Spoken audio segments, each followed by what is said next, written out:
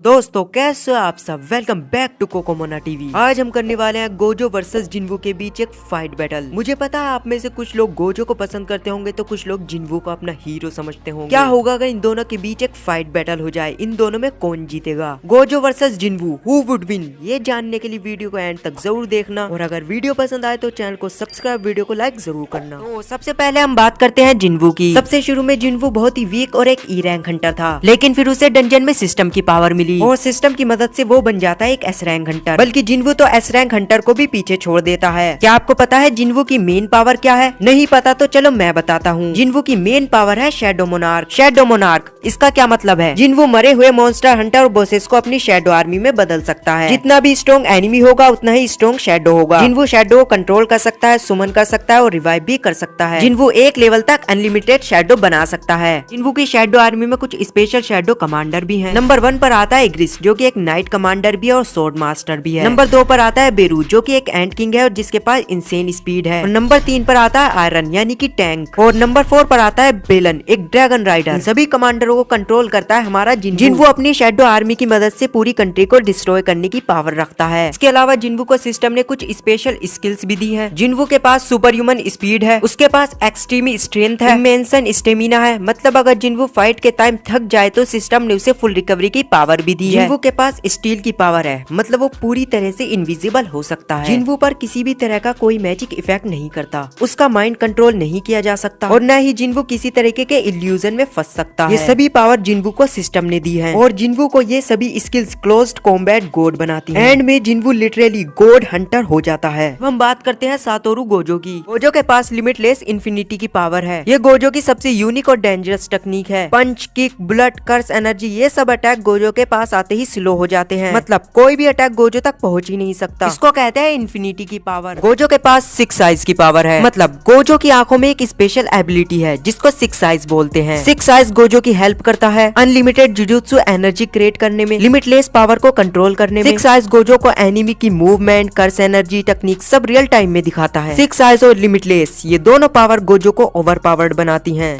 Gojo के पास blue attraction की power है। मतलब गोजो इस टेक्निक से एक अट्रैक्शन फोर्स बनाता है जिससे गोजो स्पेस को कंप्रेस करता है और चीजें अपनी तरफ खींच लेता है। एनिमी को अपनी तरफ ड्रैग करके डिस्ट्रॉय कर देता है और ऑब्जेक्ट को तोड़ देता है।